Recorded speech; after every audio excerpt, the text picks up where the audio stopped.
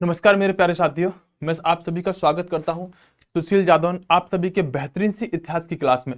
प्यार दोस्तों, एक बार सभी वीडियो को लाइक आदि कर दीजिएगा, शेयर आदि कर दीजिएगा। जहां पर आपको वीडियो भेजनी है वहां सभी एक बार वीडियो भेज दीजिएगा। और आवाज आदि आप मेरी सुन पा रहे हैं या नहीं सुन पा रहे हैं, मुझे देख पा रहे हैं या नहीं देख पा रहे हैं, ये एक बार आप कमेंट में आकर बता दीजिएगा। मेरे सभी प्यारे भाई बहनों को गुड मॉर्निंग है, मेरा नमस्कार है, सत श्री अकाल, सुबह का सुप्रभात है। आज की वीडियो हम बहुत अच्छे तरीके से आरंभ करने वाले हैं।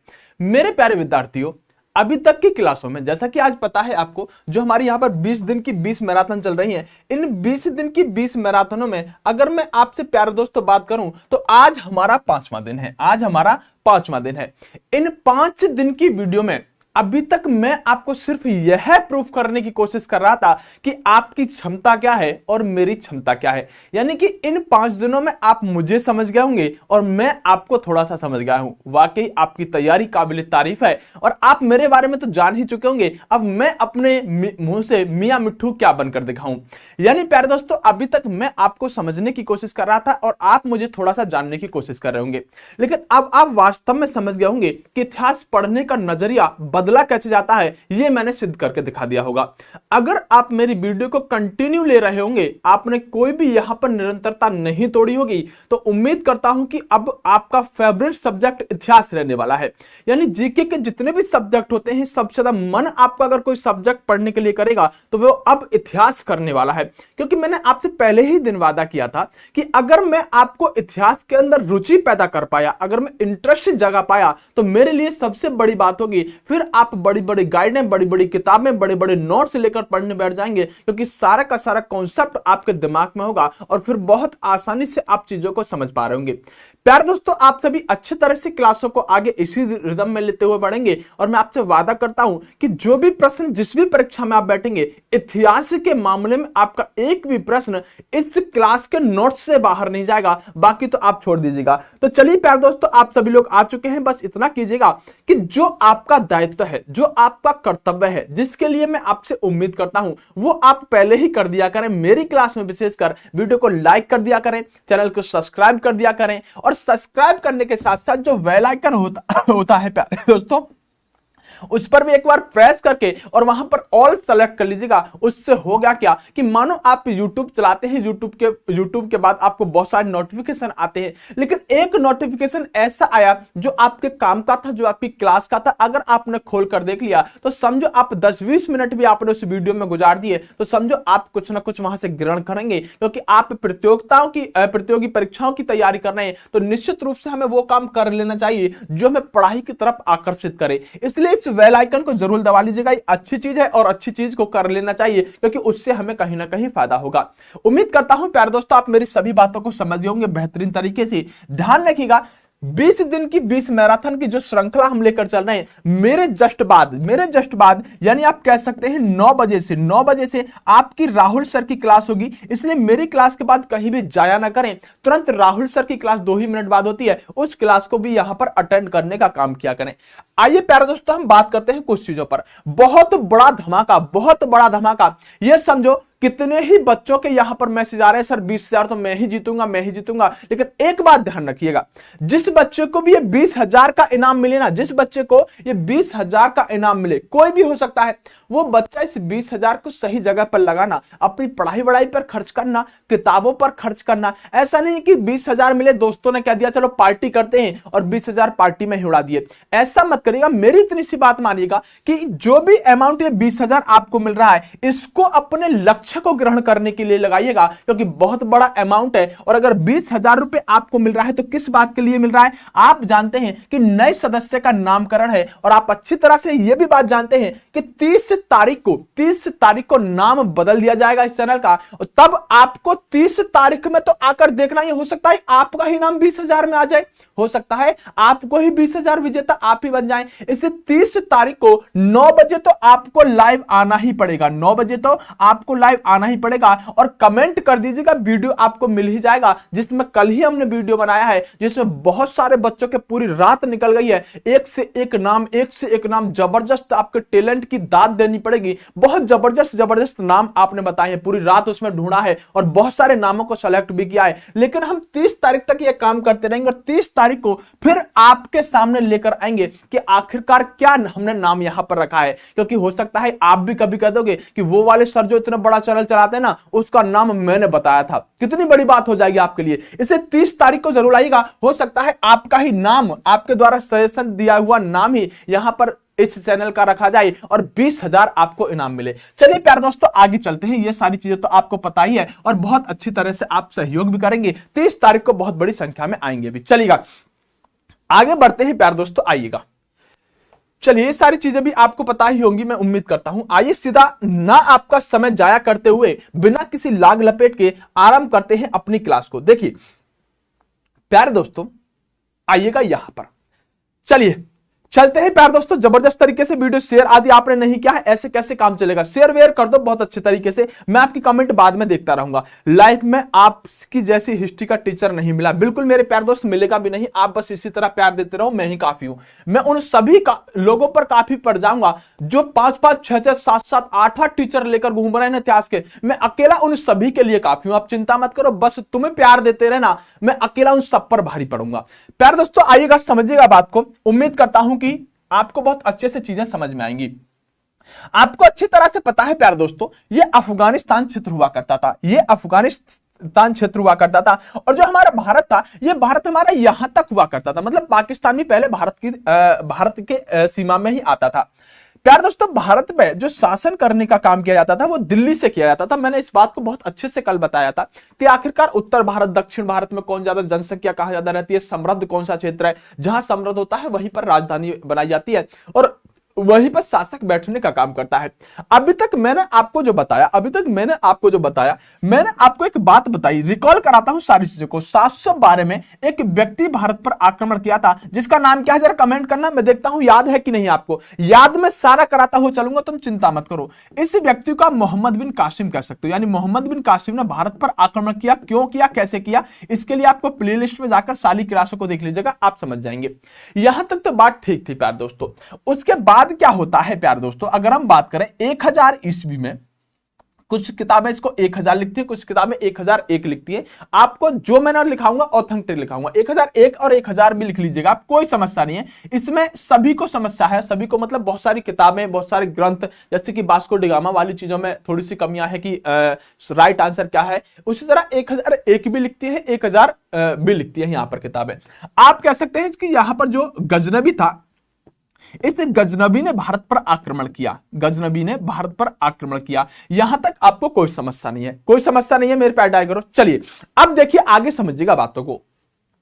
ये दोनों के दोनों आक्रमणकारी भारत पर आए और आक्रमणकारी भारत पर आने के बाद प्यारे दोस्तों, इन दोनों के दोनों आक्रमणकारियों ने क्या किया कि इन दोनों के दोनों आक्रमणकारियों ने भारत में लूट करने का काम किया। किस उद्देश्य से आए, ये लूट करने के उद्देश्य से आए।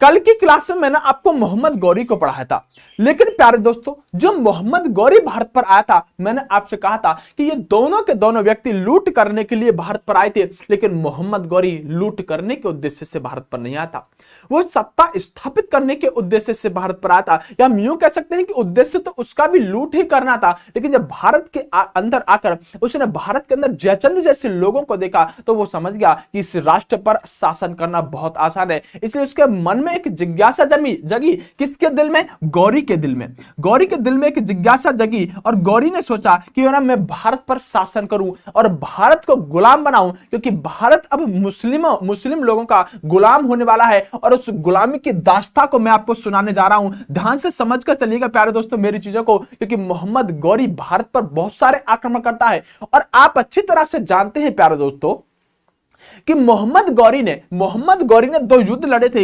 एक युद्ध था 1191, बताना युद्ध का नाम क्या था, फटाफट से बताओ। ये कौन लोग भाई जो डिसलाइक कर रहे हैं, अरे मेरे लाल इनका नहीं पता। आपको एक बात पता है, जब आप छोटे से थे, बचपन में थे, बहुत सुंदर थे, बहुत क्यूट से लगते थे, मासूम से लगते थे, तो आपकी माताजी आपके चेहरे पर एक काला टीका लगा दिया करती थी। ये डिसलाइक करने वाले काले टीके की तरह होते हैं मेरे, क्योंकि वो जानते हैं मैं जो कर रहा हूं बहुत जबरदस्त कर रहा हूं।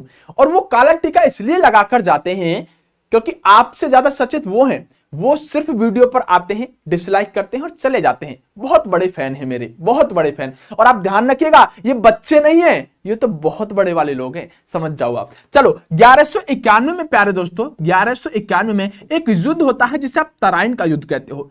अगले ही वर्ष 1192 में एक और युद्ध होता है, ये तराइन का फर्स्ट युद्ध होता है, और अगले ही वर्ष यहां पर तराइन का दूसरा युद्ध होता है। बहुत प्यार से, बहुत अच्छी तरह से ये बात मैं समझा चुका हूं।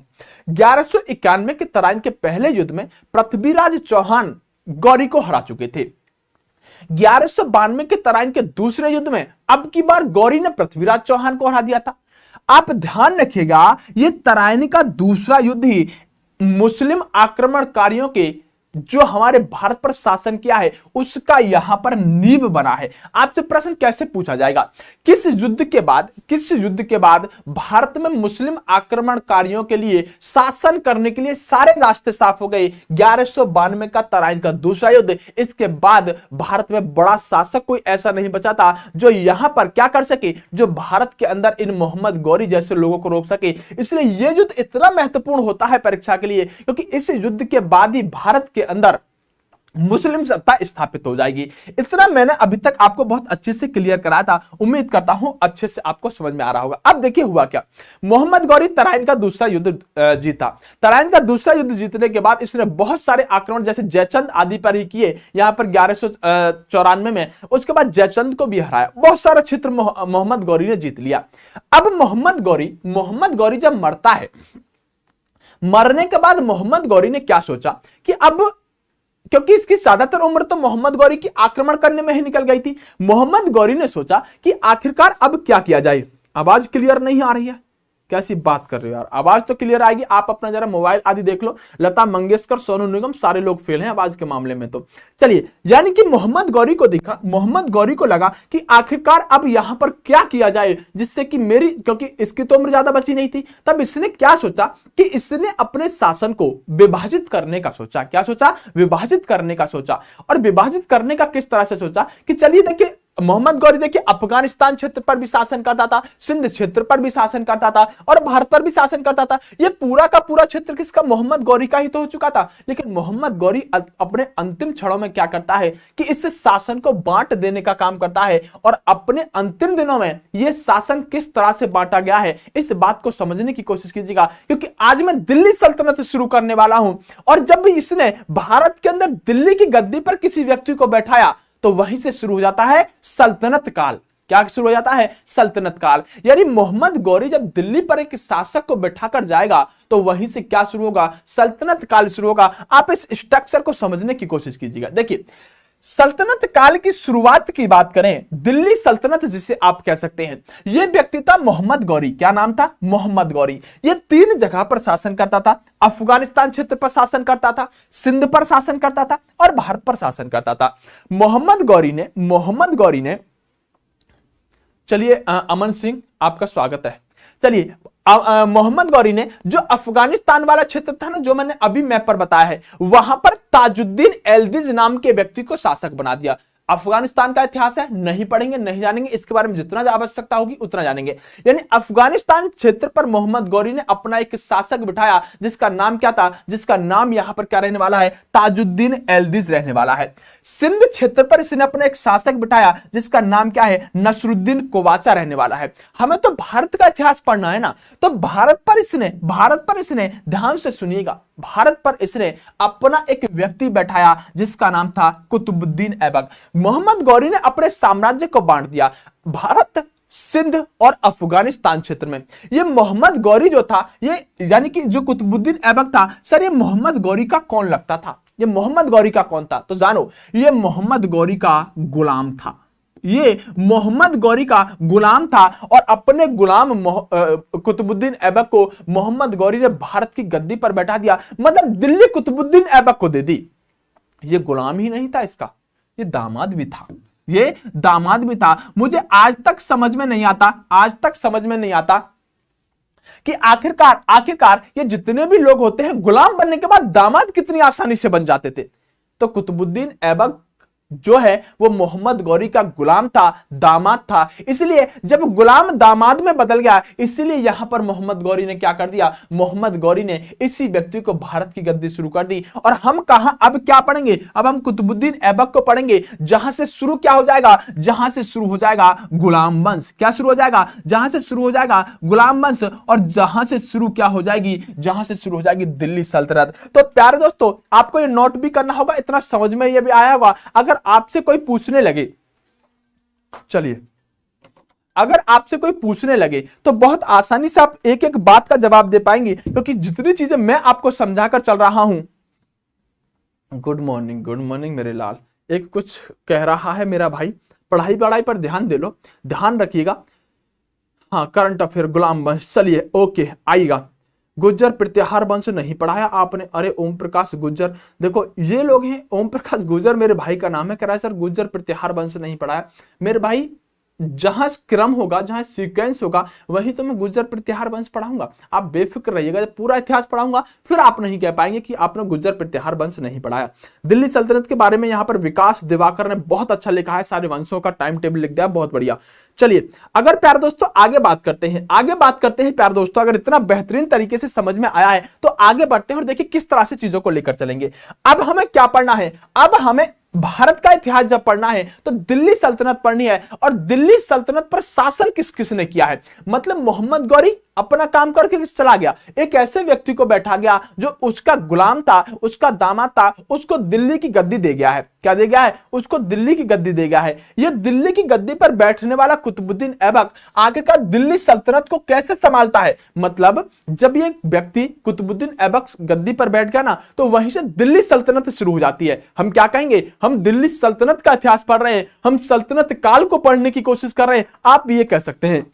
तो देखिए सल्तनत काल में जो सल्तनत काल हुआ है, जो दिल्ली सल्तनत हुई है, उस पर कितने वंशों ने शासन किया है, उस पर कितने वंशों ने शासन किया है। जैसे कि मैं आपसे कहूं कि अगर अलाउद्दीन खिलजी था तो उसने अपना वंश चला दिया जो खिलजी वंश कहलाया। अगर हम बात करें कि अगर यहां पर गयासुद्दीन तुगलक था तो उसने एक अपना वंश चला दिया जो तुगलक वंश कहलाया। इसी तरह से बहुत सारे वंश ऐसे थे जो इन लोगों ने अपने नाम पर ही चलाए। सबसे पहले दिल्ली सल्तनत पर शासन करने वाला अगर मैं वंश कहूं तो वह वंश था कुतुबी वंश। अब आप कहेंगे सर कुतुबी वंश तो हमने पढ़ा नहीं था, समझिएगा।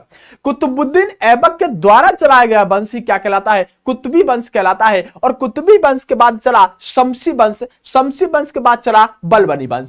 अगर हम बात करें इन तीनों ही वंशों की, अगर हम बात करें इन तीनों ही वंशों की, तो आप कह सकते हैं ये गुलाम वंश को हम पढ़ने का काम कर रहे हैं। किसको, गुलाम वंश को हम पढ़ने का काम कर रहे हैं। आप समझिएगा दिल्ली सल्तनत की शुरुआत कब होती है, 1206। दिल्ली सल्तनत की शुरुआत कब होती है, 1206। जब हम ये कह सकते हैं कि कुतुबुद्दीन ऐबक गद्दी पर बैठा। थोड़ी देर ध्यान से समझिएगा क्योंकि मैं दिल्ली सल्तनत को शुरू कर रहा हूं। पहले मैं हर दिमाग के आने वाले डाउट को निकालूंगा, बहुत अच्छे से चीजों को समझाऊंगा। जब मैं टॉपिक पर आऊंगा तो मजा वास्तव में आ जाएगा। पहले मैं भी बेस बनाता हूं आपका।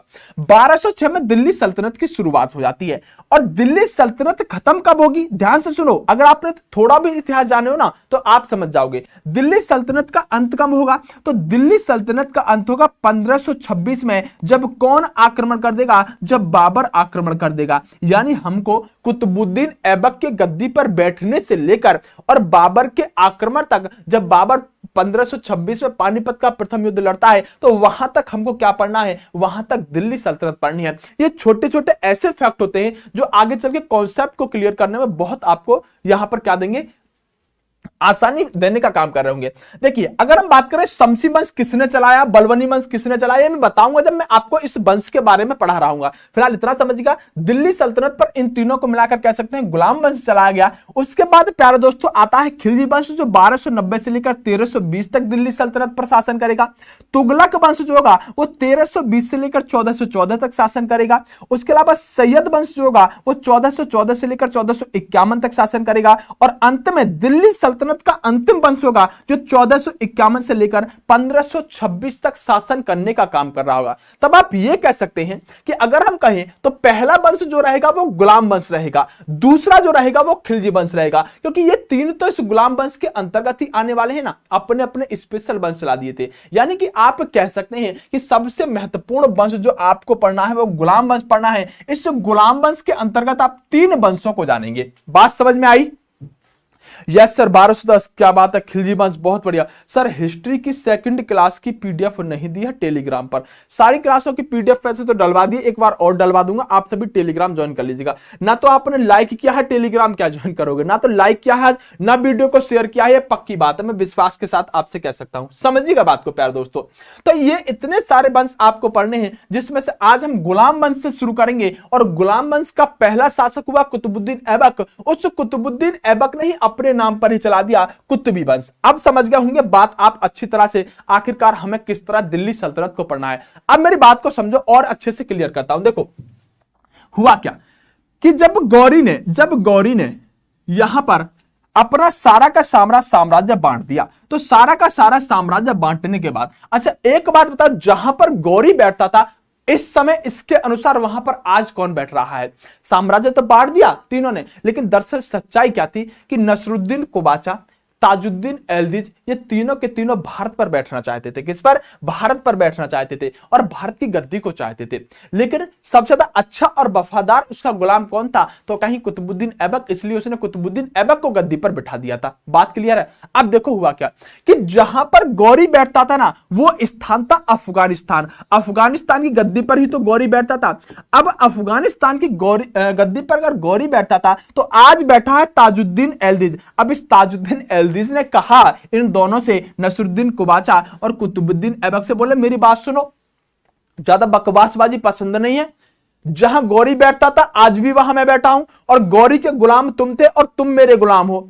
तुम सिर्फ उसी तरह से दोनों गद्दियों पर बैठकर काम करो जैसे गौरी के टाइम पर करते थे, क्योंकि गौरी का वास्तविक उत्तराधिकारी मैं हूं, क्योंकि गौरी अफगानिस्तान पर बैठता था और मैं भी अफगानिस्तान पर बैठा हूं। तुम एक नौकर की तरह दोनों काम करना, अपने आप को शासक मत समझ लेना, और अगर अपने आप को शासक समझ लिया तो दोनों को मार दूंगा, ठिकाने लगा दूंगा। ये जो व्यक्ति था ताजुद्दीन एल्दिज, ये ऐसी बात इन दोनों से कह देता है। तो हमें भारत का इतिहास पढ़ना है और कुतुबुद्दीन ऐबक को पढ़ना है। तो समझिएगा, आगे बढ़ते हैं किस तरह से चीजों को लेकर चलेंगे। आइएगा, सबसे ज्यादा दिल साफ शासन करने वाला वंश तुगलक वंश। अरे हाँ ठीक है भाई, वो तुगलक वंश से पढ़ेंगे जब जानेंगे उसके बारे में। आइएगा, अब शुरू करते हैं अपना पहला गुलाम वंश। देखो अगर आप सल्तनत काल की बात करें तो मैं बता चुका हूं कि 1206 से शुरू होती है और 1526 तक आप सल्तनत काल या दिल्ली सल्तनत को पढ़ना आरंभ करते हैं।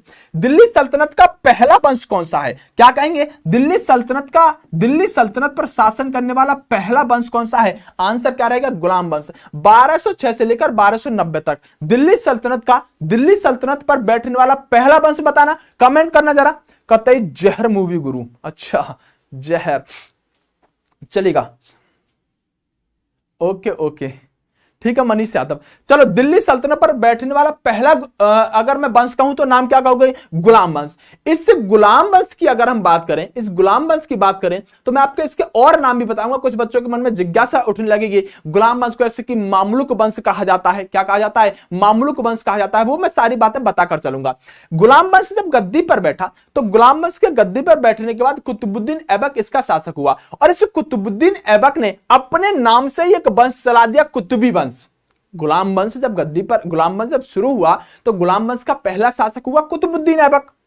गुलाम वंश का पहला शासक कुतुबुद्दीन ऐबक। उस कुतुबुद्दीन ऐबक ने अपने ही नाम से वंश चला दिया, जिसे कुतुबी वंश कहते हैं। और कुतुबी वंश की अगर हम बात करें तो 1206 से 1210 तक कुतुबी वंश शासन करेगा। समझ में आया होगा? दोबारा सुनिएगा, दिल्ली की सल्तनत पर बैठने वाला पहला वंश रहा गुलाम वंश। और इस गुलाम वंश का दिमाग में ऐसे घुसा दूंगा आपके एक ही बात को कि आप क्लास में याद करके जाएंगे। मेरा सबसे पहला काम होता है अच्छे से बच्चे को समझ में आ जाए और जितनी चीजें हैं वो क्लास में याद हो जाए, इसलिए मैं ज्यादा एफर्ट लगाता हूं। दिल्ली सल्तनत पर पहला व्यक्ति बैठा, पहला वंश बैठा जिसका नाम था गुलाम वंश। गुलाम वंश का पहला शासक हुआ कुतुबुद्दीन ऐबक। कुतुबुद्दीन ऐबक ने ही अपने नाम से वंश लाया जिसका नाम था कुतुबी वंश, और कुतुबी वंश 1206 से कब तक चलेगा? 1210 तक चलेगा। बात समझ में आ गई होगी। संस्थापक कौन थे? संस्थापक कौन थे? तो हम कहेंगे यहां पर कुतुबुद्दीन ऐबक जो एक तुर्क व्यक्ति था, ये यहां पर संस्थापक रहा। अब मेरी बात को ध्यान से समझने की कोशिश कीजिएगा, मैंने आपसे कहा कि राजधानी कहां रही? वो राजधानी अफगानिस्तान से कह सकते हैं लाहौर रही। अफगानिस्तान से लाहौर लेकर आया। आप समझिएगा, मैं मैप पर इस बात को बहुत अच्छे से समझा दूंगा। देखिए, मैंने आपसे अभी तक कहा है कि जो राजधानी के बारे में सबसे मोस्ट इंपोर्टेंट प्रश्न है, ये अभी तक का जितना मैंने आपको पढ़ाया है, यानी कि आज की क्लास में सबसे मोस्ट इंपोर्टेंट प्रश्न है। मैंने आपसे कहा कि जो ताजुद्दीन एल्दिज था, इसने कहा था कि अफगानिस्तान पर मैं बैठा हूं। ताजुद्दीन एल्दिज ने कहा था अफगानिस्तान पर मैं बैठा हूं। तुम दोनों जो सिंध पर बैठा है और जो दिल्ली पर बैठा है, तुम दोनों अपने आप को शासक मत समझ लेना, नौकर की तरह काम करना। तो कुतुबुद्दीन ऐबक ने क्या कहा? कि ठीक है ताजुद्दीन एल्दिज जी, मैं अपने आप को कभी शासक नहीं समझूंगा, मैं अपने आप को गुलाम ही समझूंगा, मैं अपने आप को नौकर ही समझूंगा और नौकर की तरह ही भारत पर शासन करने का काम करूंगा। इसलिए कुतुबुद्दीन ऐबक ने क्या किया? अपनी राजधानी को ये अफगानिस्तान से तो लेकर आ गया, लेकिन इसने अपनी राजधानी को दिल्ली नहीं बनाया। इसने अपनी राजधानी को कहां बनाया? इसने अपनी राजधानी को लाहौर बनाया। आपसे प्रश्न पूछा जाता है कि गुलाम वंश में अपनी राजधानी को लाहौर किसने बनाया? तो आप कहेंगे कुतुबुद्दीन ऐबक ने अपनी राजधानी को लाहौर बनाया। इससे अगला शासक जो होगा वो इस राजधानी को अब की बार दिल्ली लेकर आ जाएगा। बताऊंगा इल्तुतमिश के बारे में। तो आपसे अगर प्रश्न पूछा जाए कि गुलाम वंश में अपनी राजधानी को लाहौर किसने बनाया, तो आपके दिमाग में बात आनी चाहिए कि ताजुद्दीन ने कह दिया था पहले ही इस ऐबक से कि अपने आप को गुलाम की तरह, अपने आप को नौकर की तरह ही काम करना। इसलिए इस ऐबक ने कहा कि मैं अपनी राजधानी को भी नहीं ला रहा, यहां पर दिल्ली के अंदर मैं राजधानी को भी दूर रखूंगा। इसलिए कुतुबुद्दीन ऐबक ने अपनी राजधानी कहां रखी? लाहौर रखी। चलो समझ में आया कि अपनी राजधानी गुलाम वंश में लाहौर किसने बनाई। चलिए, बहुत सुंदर। बिल्कुल आपको एक एक बात क्लियर करके जाऊंगा प्यारे टाइगर, क्योंकि यहां से थोड़ा सा प्रश्न बनते हैं और उन प्रश्नों पर मैं दृष्टि जरूर आपकी दौड़ कर जाऊंगा। चलिए, अब देखो, समझो बात को। कुतुबुद्दीन ऐबक के बारे में कहा जाता है, इसकी कुछ उपाधियां हैं। इसको लाख बख्श कहा जाता है, इसको कुरान खां कहा जाता है, इसको चंद्र का स्वामी कहा जाता है, इसको हातिम कहा जाता है, और इसको एक और नाम दिया जाता है, इसको पील बख्श कहा जाता है। क्या कहा जाता है? इसको पील बख्श कहा जाता है। मेरी बात को समझने की कोशिश कीजिएगा। हर एक प्रश्न पूछा गया है किसको हातिम कहा जाता है। वैसे इसको हातिम सेकंड कहा जाता है, पर हातिम भी याद रखेंगे, चलेंगे। किसको हातिम, हाँ द्वितीय लिखा हुआ है, हातिम द्वितीय किससे कहा जाता है? किसको चंद्र का स्वामी कहा जाता है, किसे लाख बख्श कहा जाता है। मोस्ट इंपोर्टेंट ये पूछा था, लाख बख्श किससे कहा जाता है। और मेरी बात है कि ये सब तो किताबों में पढ़ लेंगे, मैं सिखाता हूं, आपको याद कराता हूं। देखो, ये जो व्यक्ति था कुतुबुद्दीन ऐबक, इसने कभी अपने आप को दिल्ली का शासक नहीं माना, ये नौकर की तरह ही काम करता था और बहुत नेक दरिया दिली व्यक्ति था कुतुबुद्दीन ऐबक, बहुत अच्छा व्यक्ति था। और ये व्यक्ति क्या कहता था कि मैं एक गुलाम, एक नौकर की तरह काम कर रहा हूं, क्योंकि गौरी का गुलाम तो था ही था कुतुबुद्दीन ऐबक। तब हम ये भी कह सकते हैं कि कहीं ना कहीं ताजुद्दीन एल्दिज ने भी कह रखा था इससे कि नौकर की तरह ही काम करना। तो वास्तव में भारत के अंदर ये जो कुतुबुद्दीन ऐबक की उपाधियां हैं सारी की सारी, से हमें कुछ सीखना होगा। जैसे मैंने कहा कुतुबुद्दीन ऐबक एक नौकर की तरह काम करता था और नौकर की तरह ही काम करना चाहता था। इस व्यक्ति को लाख बख्श इसलिए कहा जाता है क्योंकि यह जब सुबह सुबह उठता था तो यह अपनी प्रजा को लाखों रुपए का दान दे देता था, लाखों रुपए का दान देता था। इसलिए इस व्यक्ति को क्या कहा गया? लाख बख्श कहा गया, क्योंकि यह कहता था कि जनता, जो भी इस खजाने में पैसा है वो सब मेरा नहीं है, वो तुम्हारा है। ये सुबह सुबह उठकर लाखों रुपए दान करता था, नाम दिया गया लाख बख्श। ये व्यक्ति, इसकी आवाज इतनी प्यारी थी, इतनी सुरीली आवाज में कुरान को पढ़ता था, इसलिए इसका नाम क्या पड़ गया? इसका नाम पड़ गया कुरान खां। क्या? कुरान खां। ये व्यक्ति, अगर हम बात करें कुतुबुद्दीन ऐबक की, अगर हम बात करें कुतुबुद्दीन ऐबक की, तो जो कुतुबुद्दीन ऐबक है ना, इस कुतुबुद्दीन ऐबक की अगर हम बात करें तो इसका मतलब क्या होता है? चंद्रमा के जैसा दिखने वाला। ऐबक का मतलब क्या होता है? चंद्रमा के जैसा दिखने वाला, चंद्रमा के जैसा, इसलिए इसका नाम क्या पड़ा? चंद्र का स्वामी। क्या नाम पड़ा? चंद्र का स्वामी। आप ध्यान रखेंगे, इसको हातिम द्वितीय भी कहा जाता है, इसका कोई खास लॉजिक नहीं है, लेकिन इसको पील बख्श किस लिए कहा जाता है? अगर इस प्रश्न का कोई आंसर आज यहां पर देगा ना, तो मैं समझूंगा वो टैलेंटेड, वो उच्च कोटि का विद्यार्थी रहेगा। आखिरकार इसे पील बख्श किस लिए कहा जाता था? बस इस प्रश्न का आंसर मुझे चाहिए। सिपह सालार मालिक भी कहते थे। चलिए, हाँ बिल्कुल सही बात है विकास दिवाकर, आपने बहुत अच्छा आंसर बताया। मुझे बताइएगा, आखिरकार कुतुबुद्दीन ऐबक को पील बख्श क्यों कहा जाता था? लाखों का दान देने वाला। चलिएगा, प्राज्ञा बिल्कुल सही आंसर दे रहे हैं, बहुत बेहतरीन तरीके से। चलो, बहुत बढ़िया। देखो, एक बता रहा है रजत पासवान बोले पीले वस्त्र धारण करता था, इसलिए पील बख्श कहा जाता था। ऐसा कुछ भी नहीं है। फटाफट सही आंसर बताओ प्यारे दोस्तों, फटाफट सही आंसर बताओ। लाइक वाइक तुमने किया नहीं है क्या? आ जाए भाई, लाइक वाइक नहीं करोगे तो फिर समझ लो अगली क्लास बहुत तगड़ी लेकर आऊंगा। ठीक है, लेकर तो वैसे भी आऊंगा अगर कर दोगे। लाखों का दान देता था, बहुत बढ़िया। एक कह रहा है बड़े वाह, कि किसका कमेंट है ये जिसने दिया है? आंसर तो दे दिया है किसी ने, अनिल मौर्य शायद हैं। चलिए, बहुत बढ़िया, चलिए बता दिया। अरे वाह, बिल्कुल। देखो, इसलिए इसे पील बख्श कहा जाता था, क्योंकि यह व्यक्ति क्या करता था? यह व्यक्ति क्या करता था? यह हाथी दान करने का काम करता था। क्या? यह हाथी दान करने का काम करता था, इसलिए इसे एक नाम दिया गया, पील बख्श इसको नाम दिया गया। अगर आपसे पूछा जाए कि कुतुबुद्दीन ऐबक को पील बख्श क्यों कहा जाता है, या पील बख्श किसे कहा जाता है, तो आप कहेंगे सर ये हाथियों को दान करने का काम करता था, इसलिए इसे पील बख्श भी कहा जाता है।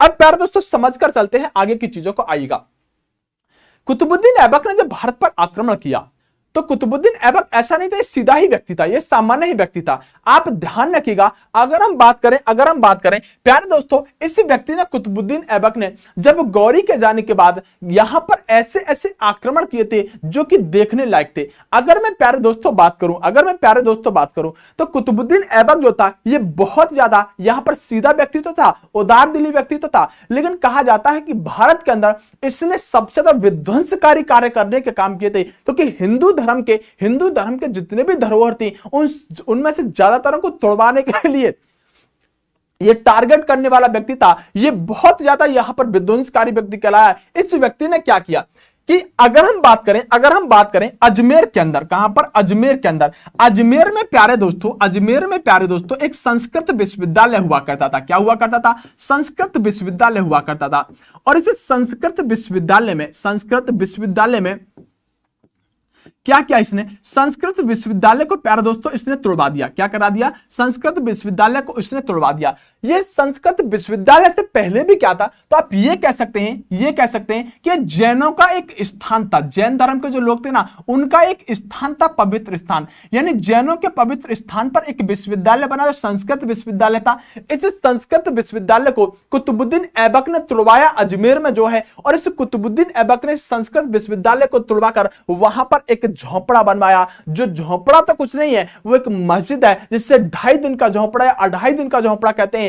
2.5 दिन का झोपड़ा कहां पर है? दिल्ली पुलिस कांस्टेबल 2018 का पूछा जाएगा प्रश्न, अजमेर के अंदर आपसे प्रश्न पूछा जाता है 2.5 दिन का झोपड़ा क्या है? मंदिर, मस्जिद या फिर धरोहर या फिर कोई संस्कृत विद्यालय? तो आप ध्यान रखेंगे 2.5 दिन का झोपड़ा क्या है? वो एक मस्जिद है। क्या है? 2.5 दिन का झोपड़ा क्या है? एक मस्जिद है। कहां पर अवस्थित है? दिल्ली पुलिस ने पूछा है, अजमेर के अंदर अवस्थित है। अच्छा प्रश्न, अगर आप अच्छे एग्जाम में बैठ रहे हैं तो प्रश्न बनेगा 2.5 दिन का झोपड़ा जो अजमेर के अंदर अवस्थित है, जिसको कुतुबुद्दीन ऐबक ने बनवाया, ये 2.5 दिन का झोपड़ा एक मस्जिद है। ये मस्जिद बनवाने से पहले क्या थी? आप कहेंगे ये एक संस्कृत विश्वविद्यालय था। क्या था? ये एक संस्कृत विश्वविद्यालय था। बात समझ में आई?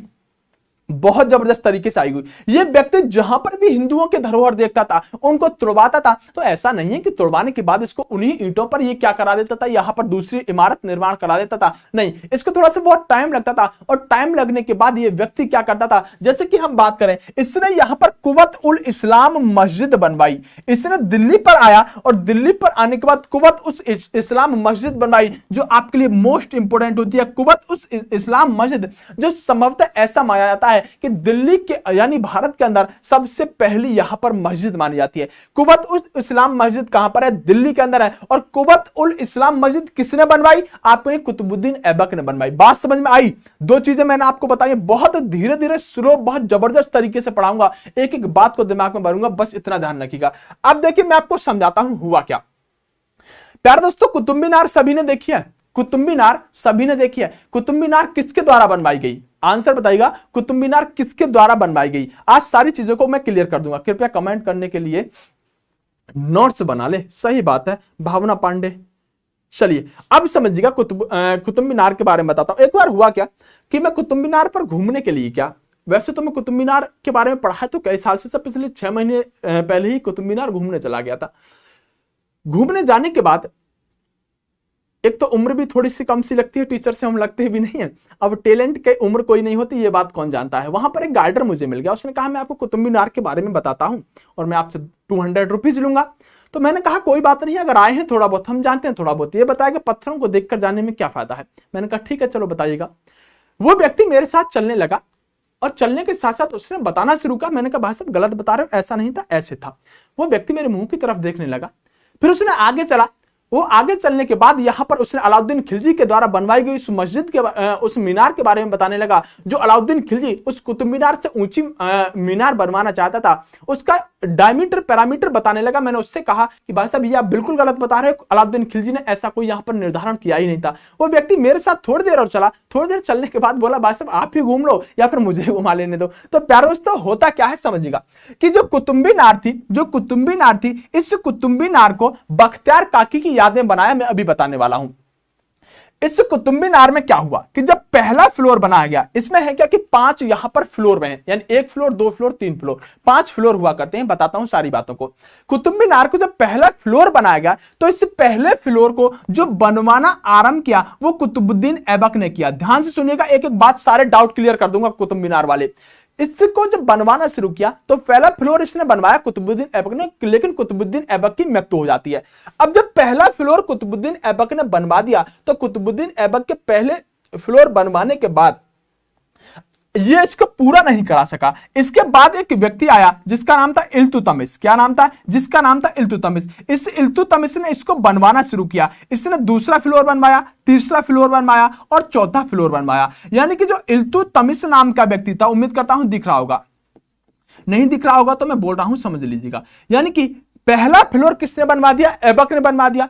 इसके बाद अगला शासक आता है इल्तुतमिश। इल्तुतमिश ने क्या किया कि पहला तो बन चुका था ऐबक के समय में, दूसरा तीसरा चौथा मंजिल जो बनी हुई है कुतुब मीनार पर वो इल्तुतमिश ने बनवाना शुरू कर दिया। अब आप एक बात बताइएगा, मैं आपसे प्रश्न पूछता हूं और इस कुतुब मीनार को इल्तुतमिश ने कंप्लीट करा दिया। अब मैं आपसे प्रश्न पूछूं कि कुतुब मीनार को किसके द्वारा बनवाना आरंभ किया गया? आप आंसर देंगे ऐबक के द्वारा। कुतुब मीनार की नींव किसके द्वारा रखी गई? आप आंसर देंगे ऐबक के द्वारा। कुतुब मीनार का बनवाने का आरंभ किसने किया, शुभारंभ किसने किया, किसने शुरू किया? आप आंसर देंगे ऐबक। अब मैं प्रश्न घुमा रहा हूं, कुतुब मीनार को पूरा किसने करवाया? अब आप आंसर देंगे इल्तुतमिश।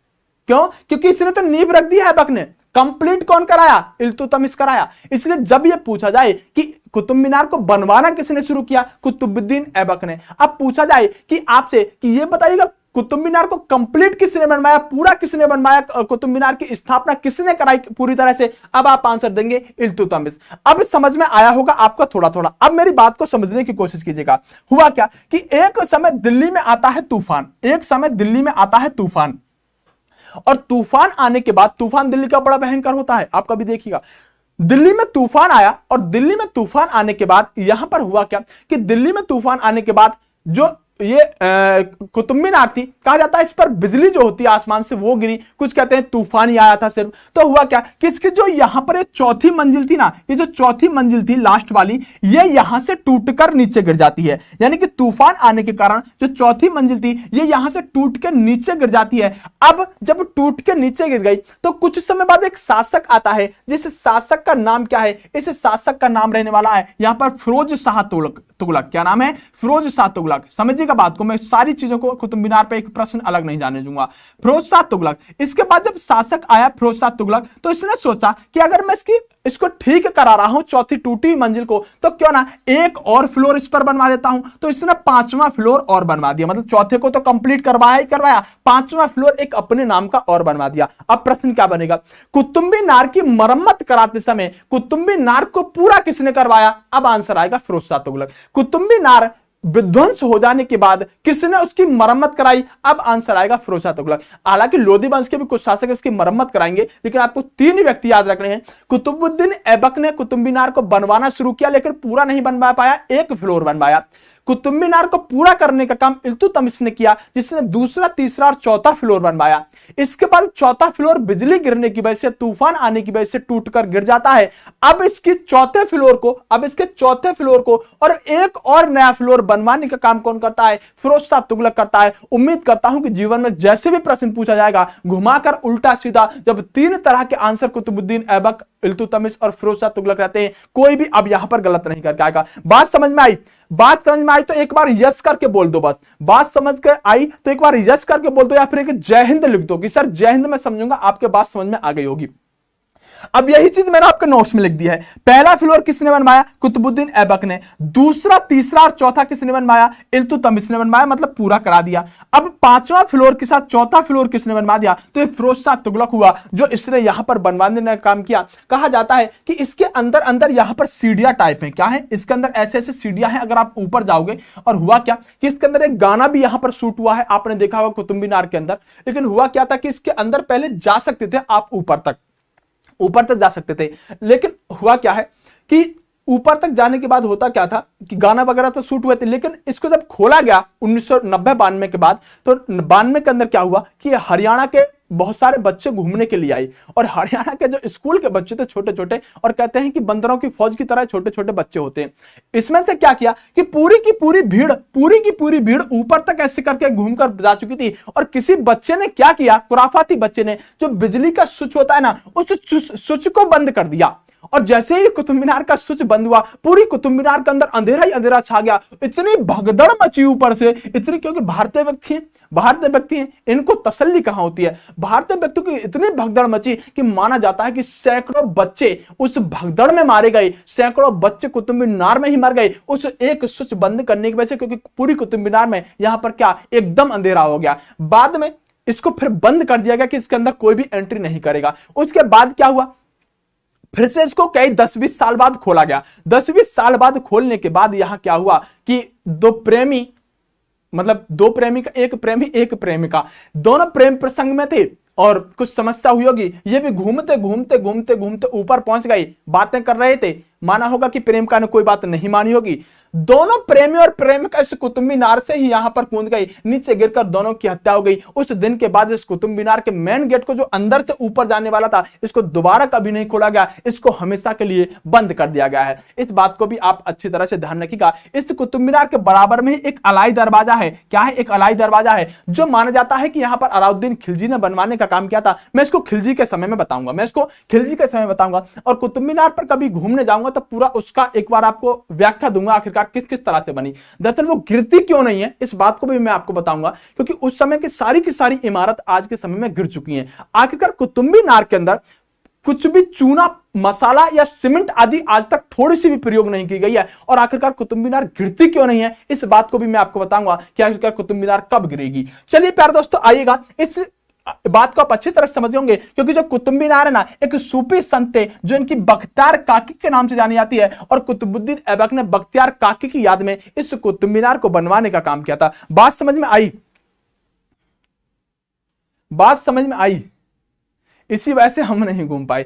अब कौन चुका सर, पूछो प्रश्न। अच्छा, ओके, जय हिंद, बहुत बढ़िया, लाजवाब पढ़ाते हैं सर। चलिएगा, बहुत बढ़िया, जय हिंद। ये प्यार भी ना, भावना पांडे कह रही है, ये प्यार भी ना सबको बर्बाद कर देता, करके ही रहेगा। चलिए, बर्बाद सबको करेगा, सब में अब आप शामिल ना हो तो अच्छी बात है, आप बच जाए तो अच्छी बात है। कोरोना सबको बर्बाद करेगा लेकिन तुम बच जाओ तो उससे अच्छी बात क्या हो सकती है। देखो, अब आपसे पूछा जाए कि कुतुब मीनार को बनवाना किसने शुरू किया, तो कुतुबुद्दीन ऐबक। कुतुब मीनार को पूरा किसने करवाया, यानी कि इल्तुतमिश। राइट आंसर रहने वाला होगा। कहा जाता है कि कुतुबुद्दीन ऐबक ने भारत पर बहुत सारे मंदिर तोड़वाए, और मंदिर तोड़वाने के बाद भी है क्या कि जो कुतुब मीनार है ना, वहां पर भी हिंदू और जैन धर्म के ही मंदिर थे। आज भी वहां जब घूमने के लिए जाओगे ना, तो वहां पर भगवान श्री गणेश की, मां शारदे की मूर्तियां आज भी उनके पिलरों में लगी हुई हैं, खुद मैंने देखी हैं। तो वास्तव में क्या था कि कुतुब मीनार भी जो था ना, वो एक हिंदू धर्म का ही मंदिर था। इस मुस्लिम आक्रमणकारियों ने आकर आक्रमण कर करके उन सबको तोड़वाया, और तोड़वाने के बाद फिर अपने वहां पर स्मारक बनवाने शुरू किए थे। आप बहुत लंबा कमेंट लिख रहे हैं यहां पर प्राज्ञा, आप मैं पढ़ नहीं पाऊंगा, बहुत तेज से चलते हैं। देखिए, अगर हम बात करें 1210 में कुतुबुद्दीन ऐबक नाम के व्यक्ति की मृत्यु हो जाती है, और ये मृत्यु एक घोड़े से गिरकर होती है। और उस समय कहा जाता है ये क्या कर रहा था, ये चौगान नाम का गेम खेल रहा था, ये चौगान नाम का खेल खेल रहा था, जिसे आधुनिक युग में आप पोलो कह सकते हैं। और लाहौर में कुतुबुद्दीन ऐबक पोलो खेलते खेलते यहां घोड़े से गिरकर मर जाता है। एक कहानी और बताता हूं, समझिएगा, जो आपको किसी ने नहीं बताई होगी। और कहा जाता है कि इन कहानियों में सच्चाइयां तो होती हैं, लेकिन इतिहास के अंदर ये इतिहास विदेशियों के द्वारा लिखा गया था, इसलिए ज्यादातर चीजें हमारे इतिहास में विदेशी अपने ही फेवर में लिखने का काम करते थे। इसलिए मैं बताता हूं, आपको अच्छी तरह से पता है कि 1192 में तराइन का दूसरा युद्ध हुआ और पृथ्वीराज चौहान हार गए। 1194 में एक व्यक्ति हुए हरिराज, क्या नाम था, हरिराज। ये हरिराज कौन थे, ये हरिराज पृथ्वीराज चौहान के भाई थे। हरिराज को यहां पर 1194 में कुतुबुद्दीन ऐबक ने हरा दिया था। यानी पृथ्वीराज चौहान तो 1192 में हार गए थे। ऐसा नहीं था कि पृथ्वीराज चौहान के हारने के बाद राजस्थान के राजपूतों ने इस्लाम धर्म के लोगों का यहां पर अधीनता स्वीकार कर ली थी, नहीं, ये लड़ते रहे थे। लेकिन बहादुर इतना ताकतवर कोई नहीं हो पाया था जो इन कुतुबुद्दीन ऐबक जैसे लोगों को यहां पर टक्कर दे सके। 1192 में पृथ्वीराज के मरने के बाद 1194 में यह हरिराज को हराता है कुतुबुद्दीन ऐबक। हरिराज कौन था, यह पृथ्वीराज चौहान का यहां पर भाई था। पृथ्वीराज चौहान का भाई हरिराज जो था, इसका घोड़ा हुआ करता था, जिस घोड़े को कुतुबुद्दीन ऐबक ने इस हरिराज को मारने के बाद, उस घोड़े को जो बहुत फाइटर था, क्योंकि मैंने बताया होगा नाट्यरंभा के बारे में बताया होगा, ऐसे ही हरिराज का भी एक घोड़ा था। इस घोड़े को कुछ समय बाद यहां पर क्या कर लिया था, हम कह सकते हैं हरिराज से इस ऐबक ने ले लिया था। और ये जो घोड़ा यहां पर कुतुबुद्दीन ऐबक को गिराकर मार रहा है ना, ये वही घोड़ा था जो हरिराज का था। और हरिराज कौन थे, पृथ्वीराज चौहान के भाई थे। यानी कहा जाता है उस कहानी के अंतर्गत कि जो हरिराज से घोड़ा लिया था, उस हरिराज के घोड़े के द्वारा ही पृथ्वीराज चौहान उसी घोड़े पर बैठकर पोलो खेलने लग जाता है, चौगान खेलने लग जाता है। और एक घोड़ा माना जाता है कि खुद ही कुतुबुद्दीन ऐबक को गिराकर मार देने का काम करता है, क्योंकि भारत की संस्कृति रही है, भारत का इतिहास रहा है कि यहां के लोगों ने तो छोड़ो, धर्म के लिए, अपने देश के लिए, राष्ट्र के लिए, यहां के पशु पक्षियों और जानवरों ने भी अपने प्राणों की आहुति दी है। अब विश्वास मानिएगा, अगर आपसे मैं बात करूं, भगवान जटायु, जब रावण सीता को ले जा रहा था, तो यहां पर जटायु जो थे, उन्होंने पक्षी होने के साथ साथ यहां पर रावण का पीछा किया। रावण ने एक पंख काट दिया। राष्ट्र के प्रति, अधर्म के प्रति भारत के पक्षियों तक ने यहां पर क्या किया है, भारत के पक्षियों तक ने भी यहां पर अपनी ताकत का, अपनी कौशल का, रण कौशल दिखाने का काम किया है। चेतक के बारे में कौन नहीं जानता, चेतक कहते हैं कि राणा की पुतली फिरी नहीं, उससे पहले चेतक मुड़ जाता था। चेतक के बारे में कौन नहीं जानता। भारत के अंदर, मानव तो छोड़ो, भारत के इतिहास में जो पशुओं ने, जो पक्षियों ने भी साथ दिया है यहां की धरोहर, यहां के इतिहास को बचाने के लिए, वो काबिले तारीफ रहता है प्यारे दोस्तों। चलिए, बात समझ में आ गई होगी। अभी आपको क्या पढ़ना है, ध्यान रखिएगा। कुतुबुद्दीन ऐबक के बाद एक व्यक्ति शासक बनेगा आराम सा, ये आराम से शासक बनेगा, याद भी ऐसे रखिएगा, ये आराम से शासक बना और आराम से ही निकल गया। 1210 से 1210 में ही खत्म मामला, मतलब अय्याश टाइप का व्यक्ति था, तो कुछ महीने ही शासक बन पाया। और ये कौन था, ये कुतुबुद्दीन ऐबक का ही बेटा था। यानी आपसे प्रश्न ये पूछा जाता है कि कुतुबुद्दीन ऐबक के बाद दिल्ली सल्तनत पर कौन बैठा, तो आप कहेंगे कुतुबुद्दीन ऐबक का ही बेटा, जिसका नाम आराम शाह है। ये 1210 से 1210 कुछ महीने के लिए गद्दी पर बैठ जाता है, और आराम मतलब 1210 में बैठा, 1210 में ही काम तमाम। बात समझ में आ गई होगी। तो ये पॉइंट भी आपको अपने दिमाग में सेट रखना होगा आराम शाह के बारे में। प्यार दोस्तों, आज जो मैं आपको बताकर चला हूं, मैंने शुरुआत लगभग की है दिल्ली सल्तनत की। अभी तक हम जो जान रहे थे, अब मैं भारत के इतिहास के बारे में बताना शुरू करूंगा। और आज की वीडियो में मैंने आपको कंटेंट डाटा देने की कोशिश की है। अब जो आप आगे दिल्ली सल्तनत के बारे में पढ़ेंगे, काबिल तारीफ, जबरदस्त, जोरदार तरीके से पढ़ेंगे। बस एक काम कर दीजिएगा, बस इतना कर दीजिएगा, फटाफट से इस वीडियो को आप लाइक कर दीजिएगा, क्योंकि आप जानते नहीं होंगे, मैं बता देना चाहता हूं कि जस्ट मेरे बाद 9 बजे आप कहीं मत जाइएगा। ये 9 बजे जो क्लास शुरू होने वाली है ना, 9 AM पर आपकी राहुल सर की क्लास शुरू होने वाली है। किसकी? राहुल सर की क्लास होने वाली है। और आप ध्यान रखिएगा, राहुल सर की जो क्लास है ना, बहुत जबरदस्त तरीके से इसको आप लेने का काम करेंगे, जबरदस्त जोरदार तरीके से। तो कहीं मत जाइएगा। वीडियो को जिसने लाइक नहीं किया, एक बार लाइक कर दीजिएगा। पीडीएफ में टेलीग्राम में डलवाता हूं, पीडीएफ टेलीग्राम में डलवा तो दी है, लेकिन एक बार और डलवा देता हूं। अगर आप कह रहे हैं टेलीग्राम वही होगा जिसका लिंक भी दिया गया होगा, और वैसे भी आप 1,40,000 बार सर्च कर लीजिएगा, राहुल सर के नाम से मिल जाएगा, और वक्त उसका लिंक आपको दिया ही गया होगा। तो 9 बजे से राहुल सर की जो क्लास है, बहुत जबरदस्त क्लास है, कहीं नहीं जाना है। आज की क्लास में हम ज्यादा नहीं पढ़ेंगे। आप लाइक किया है, बहुत अच्छे से लुत्फ उठाया है, बहुत अच्छे से पढ़ेंगे। प्रश्न कोई बाहर नहीं जाएगा, जो प्रश्न बाहर जाएगा उसको मैं क्वेश्चनों में करवा दूंगा। बस इतना विश्वास कर लीजिएगा, क्योंकि आप जानते हैं मैंने एक प्रश्न मोहम्मद गौरी में नहीं पढ़ाया। कौन सा प्रश्न था, चलिए जान लीजिएगा कि जो भगवान राम और लक्ष्मी का, किसका?